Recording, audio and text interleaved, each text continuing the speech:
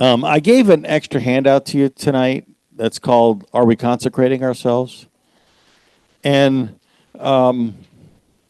so this handout actually came out of I gave it to the folks last Wednesday night when I spoke at community night, but it actually just came out of my just personal devotions. And I noticed this word consecration. There's in English and in Hebrew, there's words that are in like a regular verb or an intensive form of the verb. Like you could say, I broke it or I smashed it. It means the same thing, but you clearly mean something different, right? You have the same verb, but smashed is like intense, the intensity. Okay, and then you have some verbs are active, some verbs are passive, some verbs are reflexive. Active verb, I sat down. Passive verb, I was sat down. I didn't do the action, it was done to me. Reflexive is I sat myself down. I did the action, I'm the subject, but I did it to myself.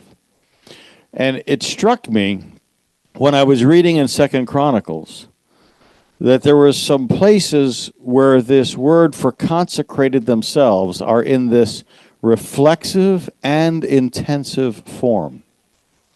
Not only are they doing it, but they're doing it intensely to themselves. And it's easy when thinking about consecrating somebody or something, especially for a pastor, to consecrate, or a father or a mother or spouse, a leader, to consecrate somebody else.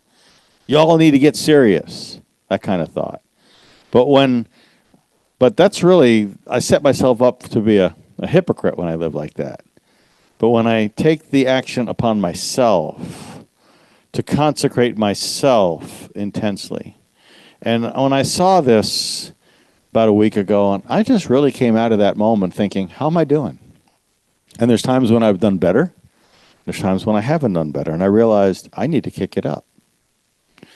So I really wanted to just share that with you. But really, we have an opportunity to do this because Passover starts 1 week from tonight. So we'll do a teaching in here on Passover. And actually, I will talk about, I'm going to jump ahead and do Daniel chapter 10 because that connects with Passover in an interesting way. So I'll do that next week in here. And then, but Passover is this opportunity for all of us to consecrate ourselves because it's called the Feast of Unleavened Bread. Most of you will have heard this last night. Okay, but you can eat unleavened bread every day of the year.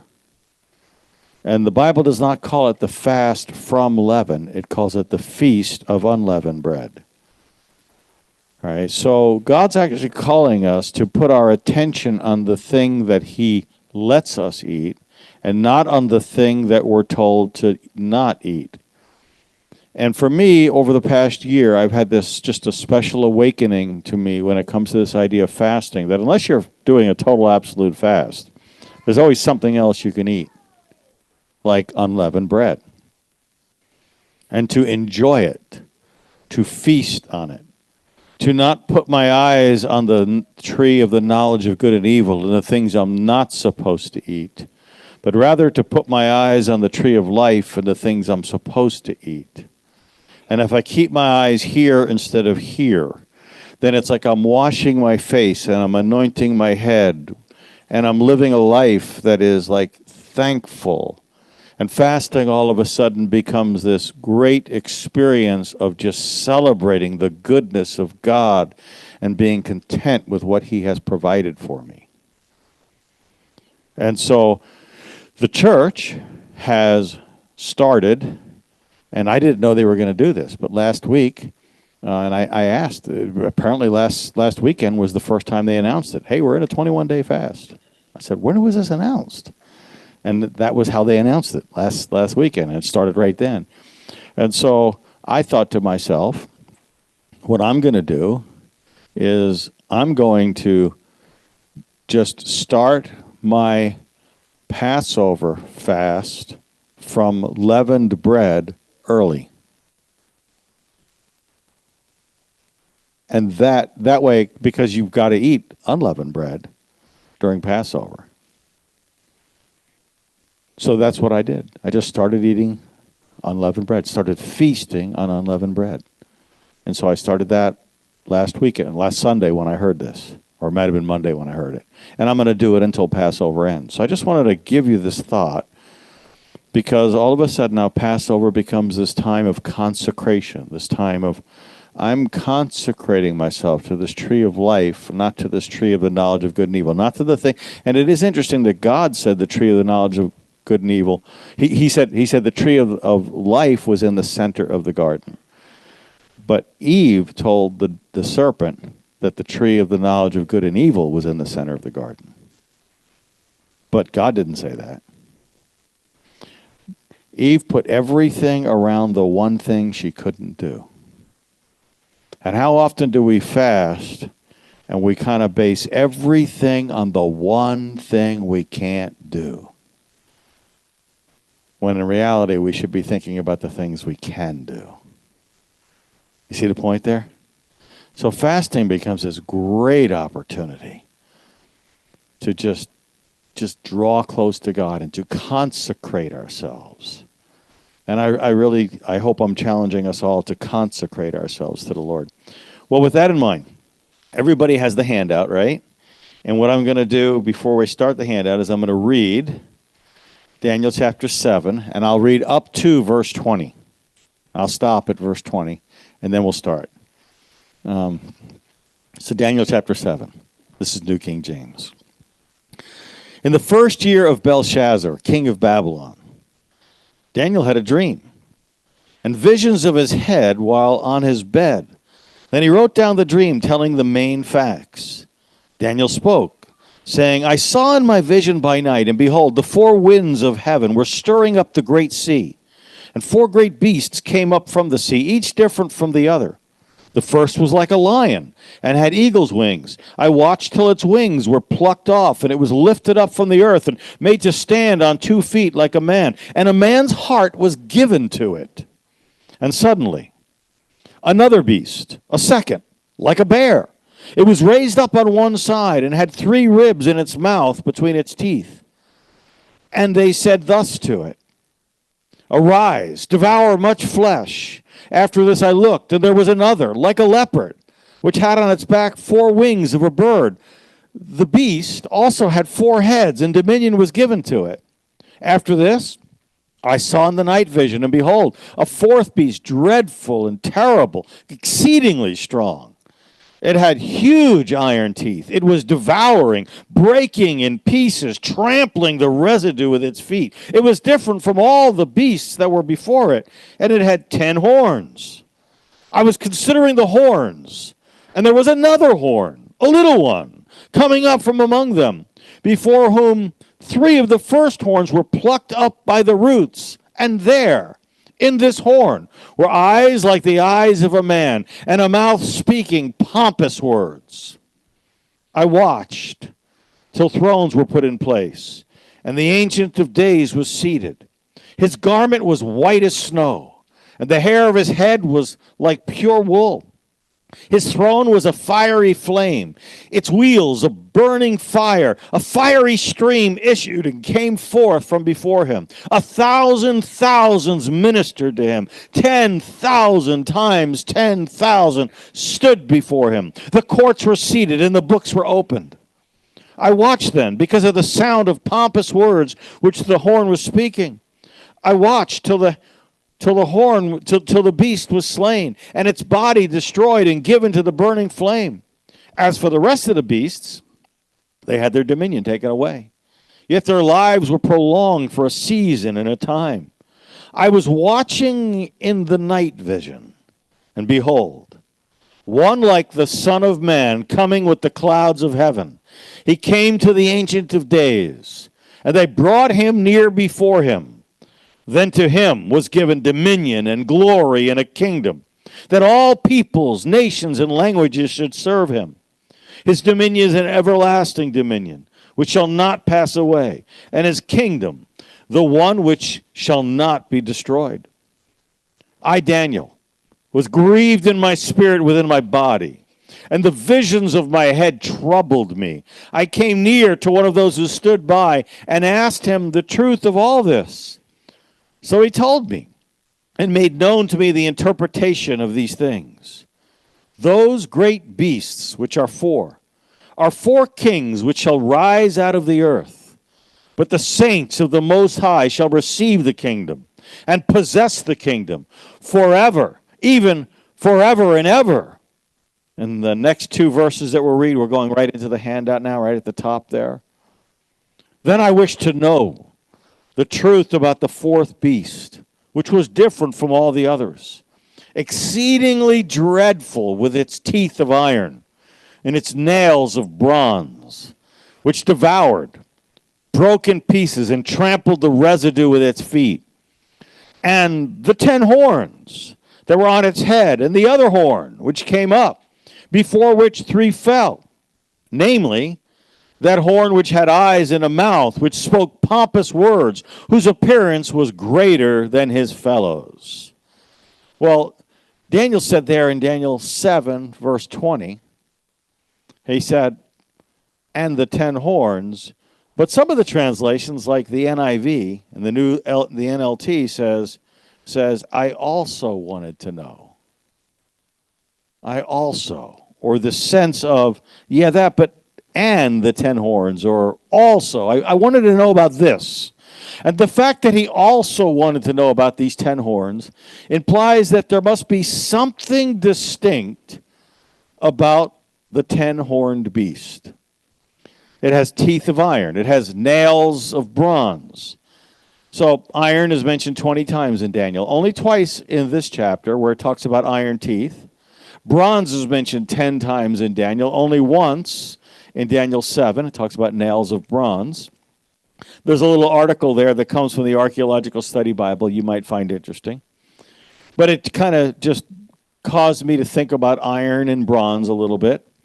And noticing that really iron really just started to really take off in terms of weaponry in Israel around the times of David and Solomon. But iron weapons were actually introduced to the area, into the promised land, by the Philistines. They're the ones who actually brought this kind of stuff in. I'm going over to the next page. Page 2. In Daniel 7:20, it says that the appearance of this beast, this horn, was greater than his fellows. So the phrase describing this fourth beast is not mentioned earlier in Daniel 7, that it was greater. Art Scroll Commentary says, previously, when this horn had started to come up from among them, in verse 8, it had been a small horn. And one rabbinic scholar, Metsudas, who wrote a commentary on Psalms, by the way, understands that this word here doesn't refer to the size of the horn, but to its wondrous appearance. So as I was thinking about this, so what happened here is it draws his attention. That's how Daniel sees something and it's just drawing his attention. And then I thought of it, this sounded a little carnal, but a number of years ago, or probably 2 years ago, I was at a gym and I was working out. And I came back and I told Don, I said, Don, there was a lady in the gym. I said, and I'm not like saying this from a lustful perspective. I actually would not call her attractive, but she was definitely an attraction. Because she had muscles upon muscles. I understand that some people would find that attraction. I get it, absolutely. I'm not in any way putting down on that. People have different tastes. But in my mind, she was not attractive to me, but she was absolutely an attraction. It was hard to not look because it was muscle upon muscle. Do you understand what I'm saying? And I think that's the kind of picture here that Daniel is seeing. It's not that he's attracted. It's like, how do you not look at that? Okay? That's the picture there. Okay? So now when considering Daniel 7 alongside the book of Revelation, it seems that the 10 horns are actually part of this final kingdom that God judges. So we read verses 19 and 20, but they're beginning with verse 20 again. And the 10 horns that were on its head, and the other horn which came up before which the three fell, namely that horn which had eyes and a mouth which spoke pompous words, whose appearance was greater than his fellows. I was watching, and that same horn was making war against the saints and prevailing against them until the Ancient of Days came. And a judgment was made in favor of the saints of the Most High. And the time came for the saints to possess the kingdom. So this horn makes war against the saints. So one Hebrew scholar, Malbim, said that war includes not just like an actual military war, but it includes the debates that Jews have been forced to take part in and in the persecutions they've had to deal with.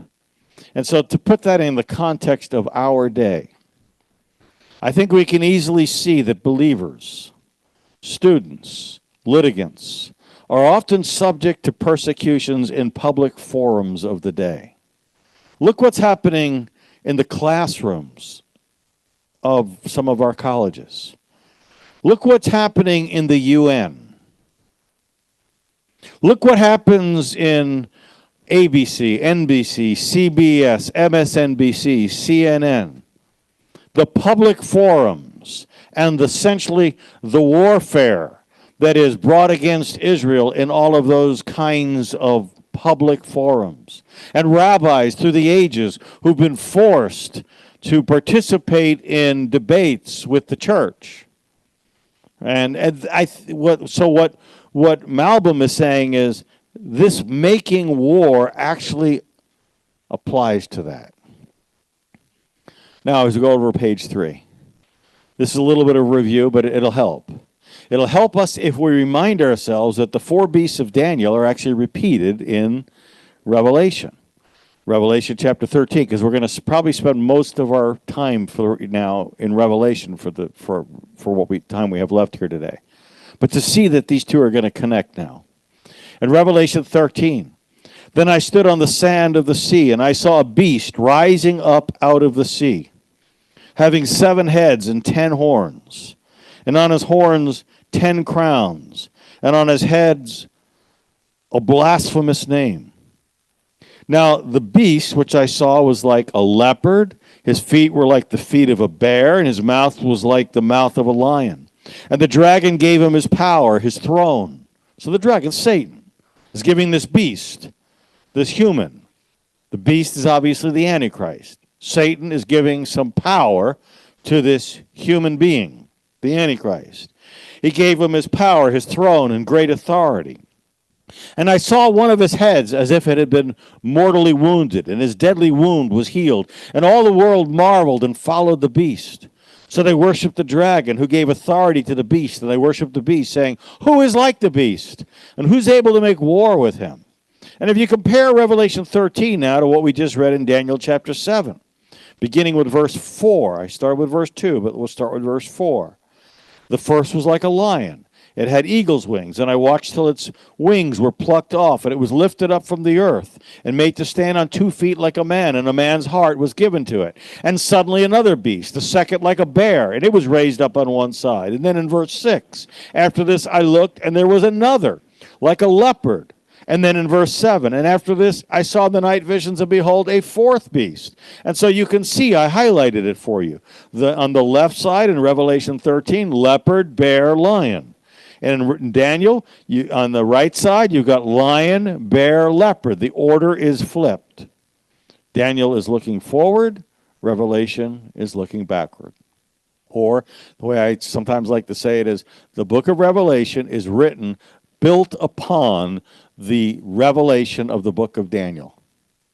You cannot understand the book of Revelation without looking at it through the eyes of Daniel.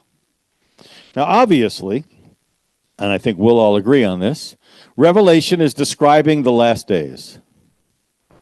Okay? And these 10 horns are significant in the last days when the Antichrist is a significant figure. Revelation chapter 12, verse 3.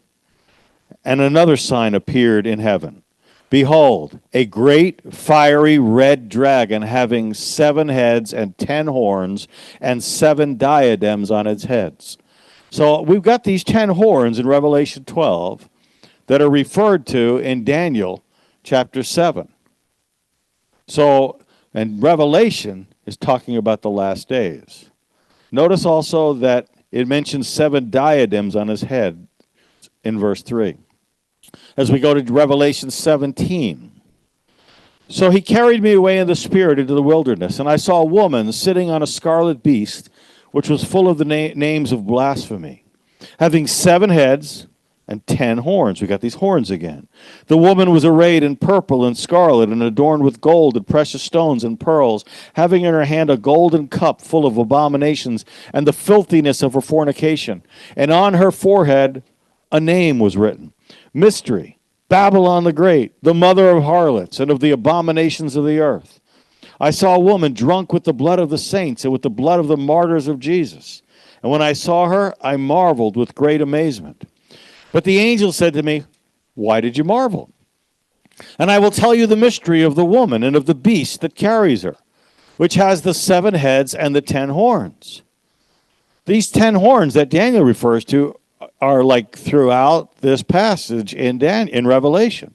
Verse 8, the beast you saw was and is not, and will ascend out of the bottomless pit and go to perdition. And those who dwell on the earth will marvel, and whose names are not written in the book of life from the foundations of the world.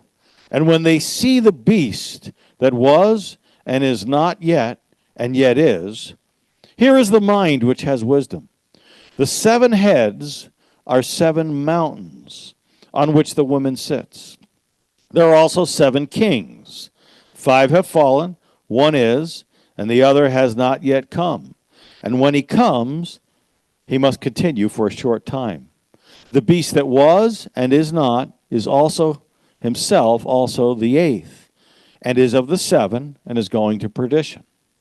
The 10 horns which you saw are 10 kings who have received no kingdom as yet, but they receive authority for 1 hour as kings with the beast.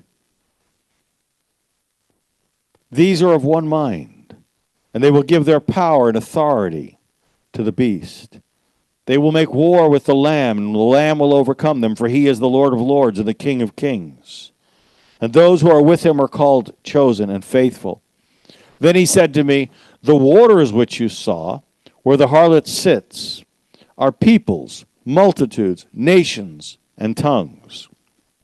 And the 10 horns, which you saw on the beast, these will hate the harlot, and make her desolate and naked, eat her flesh and burn her with fire. For God has put into their hearts to fulfill his purpose, to be of one mind, and to give their kingdom to the beast, until the words of God are fulfilled. And the woman who you saw is that great city which reigns over the kings of the earth. So we can see these horns that Daniel refers to are now mentioned a lot in Revelation. These 2 books are clearly like sister books. So Revelation mentions 10 horns, and it also mentions 7 mountains. Daniel mentions the horns, but it does not mention the 7 heads, or this. The word 7 does not appear in this chapter, in Daniel 7. But Revelation does have it. So these 2 are like connected. And they're both got this horns, and so you need one to understand the other. Revelation 17, verses 7 and 9. The angel said to me, Why did you marvel? And I will tell you the mystery of the woman and of the beast that carries her, which has the 7 heads and the 10 horns. Here is the mind which has wisdom. The 7 heads are 7 mountains on which the woman sits. So what is this? Well, the city of Rome sits on 7 hills. So the History Channel says, and this is a quote, Rome was built on 7 hills, known as the 7 hills of Rome, and there's the names of the 7 hills. In fact, you could look it up. Rome is actually known as the city of 7 hills. One thing that is of interest, some people try to make something of is they'll say, well, Jerusalem. But if you look it up, Jerusalem is not built on 7 hills. Jerusalem is, though, surrounded. It's on a mountain range, and it has 7 mountain peaks that surround the city. And so you can see why some people would try to draw something there. But Rome is actually called the city of 7 hills. And so Revelation 17 says that the 10 horns are kings awaiting for a kingdom in the future. Revelation 17, verses 12 and 13. The 10 horns which you saw are 10 kings, who have received no kingdom as yet, but they will receive authority for 1 hour as kings with the beast. They are of one mind, and they will give power and authority to the beast. So since Revelation 17:9 is describing a kingdom that has 7 mountains, the truth is, anyone who read Revelation 17:9 during the days when John the Apostle lived, the writer of Revelation, anyone who read that would have immediately thought about the city of Rome. That's where their mind would have gone. They would have thought this is referring to Rome, because it's the city of 7 hills. The 10 horns are 10 kings who someday receive power with the beast or with the Antichrist. The word beast actually appears 38 times in Revelation, but 37 of them are clearly referring to what we call the Antichrist. The first time the word beast occurs, it is not, but the next 37, it's clearly referring to what we call the Antichrist. Okay, so these 10 kings who someday receive power with the beast or the Antichrist are going to receive power in the last days. So now you can see why many preachers see that this is pointing to a revived Roman Empire. And we're going to kind of go down that path for a few moments. It looks like it's really pointing there. Page 5. Remember now, Daniel 7:19 through 25 is describing the 4th beast. Daniel 7:19, then I wish to know the truth about the 4th beast. Daniel 7:23, the 4th beast shall be the 4th kingdom. Earlier in Daniel 2, verses 40 to 41, the 4th beast is described as a divided kingdom. Daniel 7, verse 40, and the 4th kingdom. And in verse 41, where you saw the feet and toes, partly of potter's clay, partly of iron, the kingdom shall be divided. So this 4th kingdom is a divided kingdom. Now, Rome is specifically said to be a divided kingdom now in Daniel 2, verse 41. And Rome actually did become a divided kingdom. I showed this a couple weeks ago when Rome added the capital of Constantinople. So now it had 2 capitals. Constantinople was added in the year AD 330 as a capital. And so I gave an explanation for why I think that the revived Roman Empire and the seat of the Antichrist in the last days is actually going to be over in Constantinople, Istanbul, Turkey, and that Islam is connected to this. You'll remember that we kind of looked at that. So you'll remember also Nebuchadnezzar has a vision in Daniel chapter 2. So Nebuchadnezzar's vision has the last kingdom, this Rome that we believe is Rome, we think it's kind of obvious, has 2 legs. That's a picture of division. And Rome is described as divided by the composition of the 4th beast. All of the other kingdoms in the book of, in Daniel chapter 2 are made up of one metal.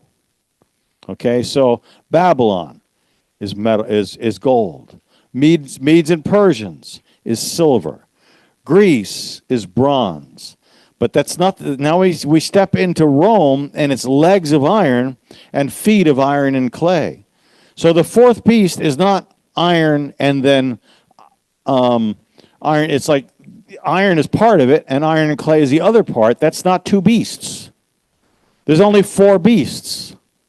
You see that? There's only 4 beasts. One of them is iron. And the other, the 4th beast, is called iron, but it's also called iron and clay. That sounds divided, doesn't it? And then the fact that the second part of it is iron and clay, that also sounds divided. So and it's two legs. So you've got this beast, this fourth beast really is being described, made up of two metals, as it were, two composites. It's a divided kingdom. Okay, and then the Bible actually says in Daniel 2:43 that iron does not mix with clay. That's a picture of division. Okay, Daniel 2:43 ends with just as iron does not mix with clay. So we're being told in multiple ways that this fourth kingdom is a divided kingdom. Multiple ways. Going over to page 6. Now, history shows that Rome fell from within due to moral corruption. It wasn't conquered. It just fell apart. They needed Doge. It just was a mess. Okay? So, historically, Rome was not conquered by the stone that was cut out of a mountain with hands. But that is exactly what Daniel said would happen. But it didn't happen. So that just starts to beg the question then, in Daniel 2, verse 45, inasmuch as you saw the stone was cut out of the mountain without hands, and that broke in pieces the iron and the bronze. This is not what happened historically. So you can see now, and I put that chart, that picture in there because it helps. It just looks like we have a situation where there has to be some kind of a resurrection of whatever this fourth beast was, so that the stone that is cut out of a rock but not by hands can come and crush it. Because it never happened. Either that or Daniel got his prophecy wrong. You're looking like you got a question.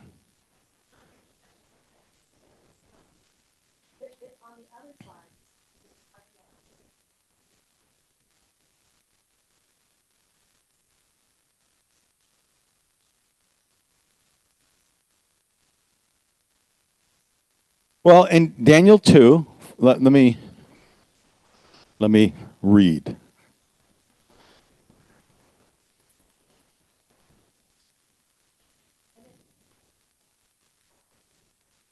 No, I just try to watch, you know. So let me see. I'll go back over to the New King James. Okay, and I'm going to read Daniel 2. And let me back it up. Okay, and start with verse 31. So if you want to follow along in your phone or whatever, Daniel 2, verse 31. You, O king, were watching, and behold, a great image. This great image, whose splendor was excellent, stood before you, and its form was awesome. This image was of fine gold, its chest and arms of silver, its belly and thighs of bronze. See, each one has one metal.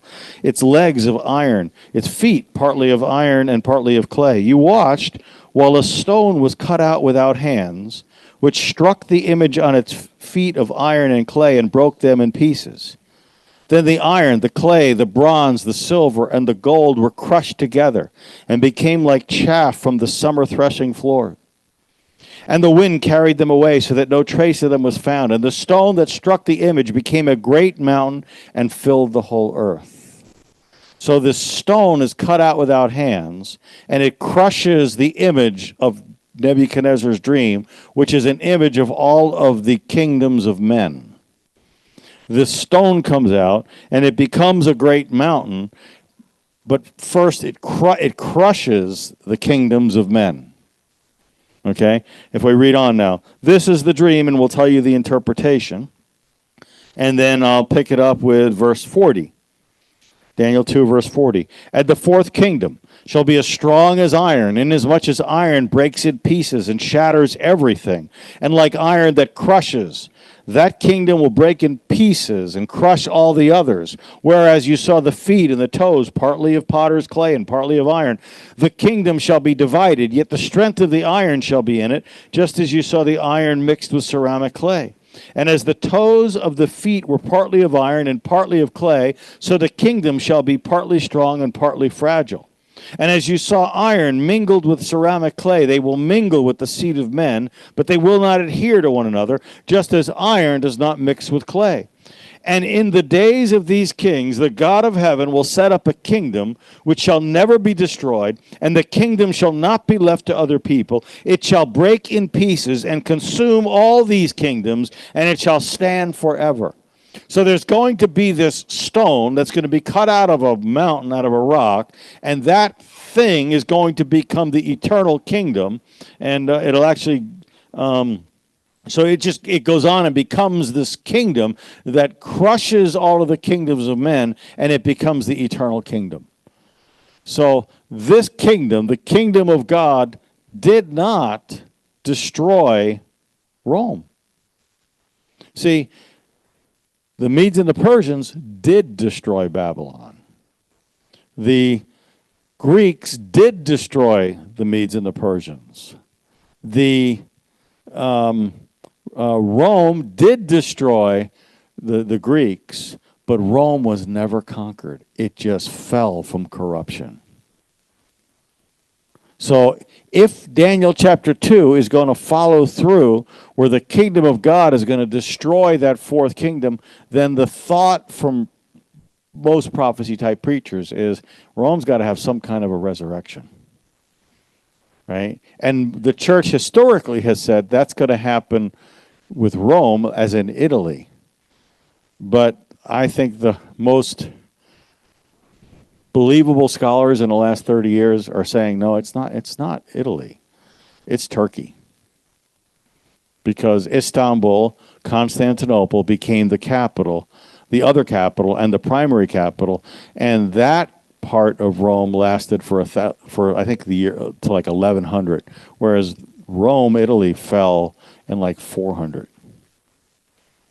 But it never happened that Christianity or Judaism or anything like that conquered Rome. It just fell. Does that make sense? Does that make sense? Okay.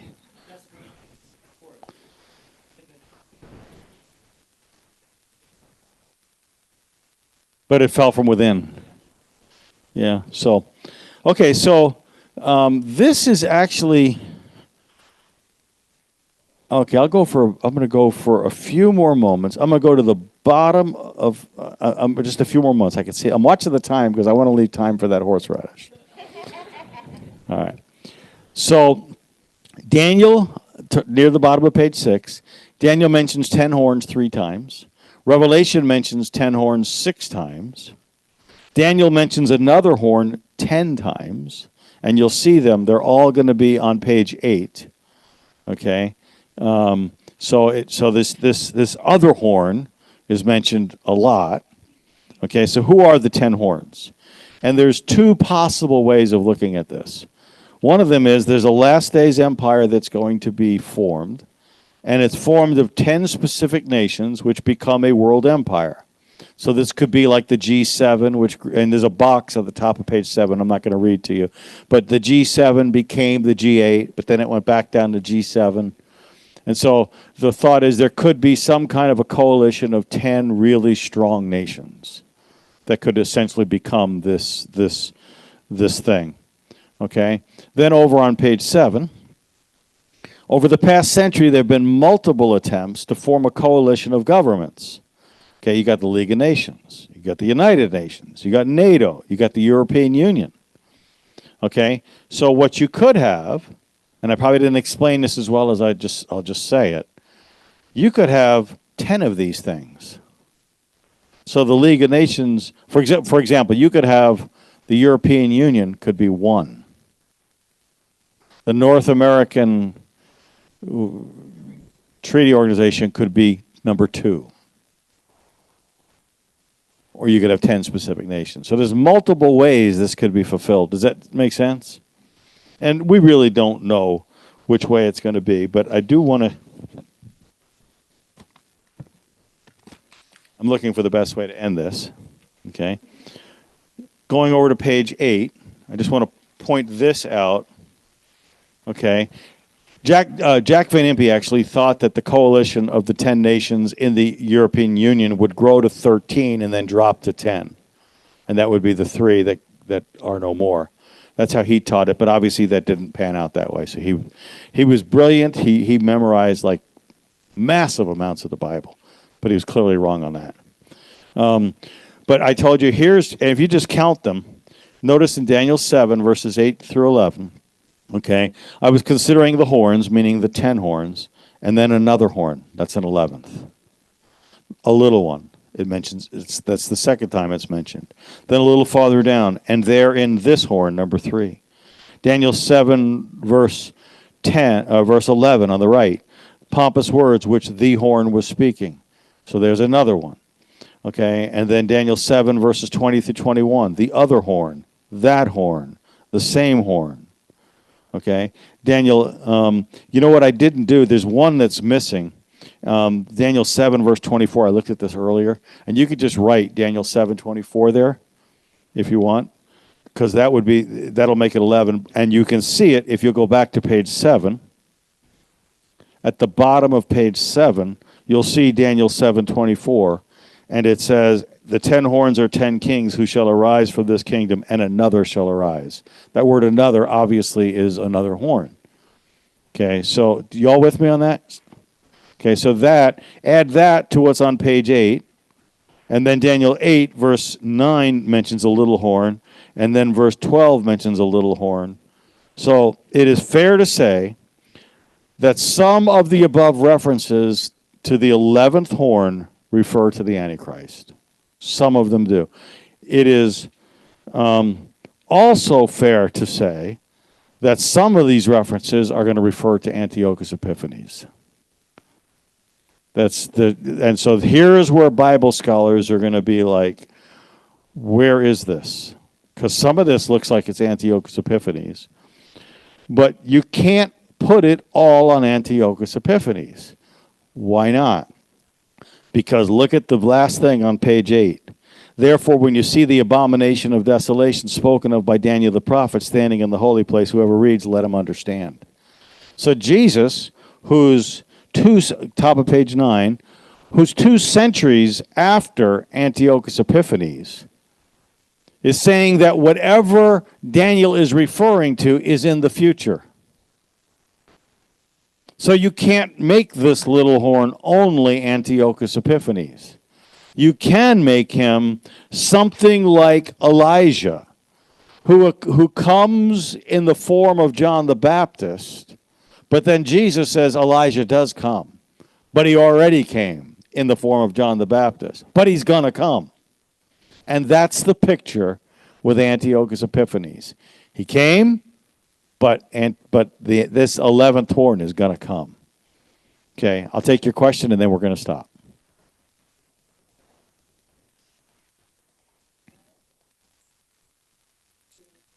Absolutely they do.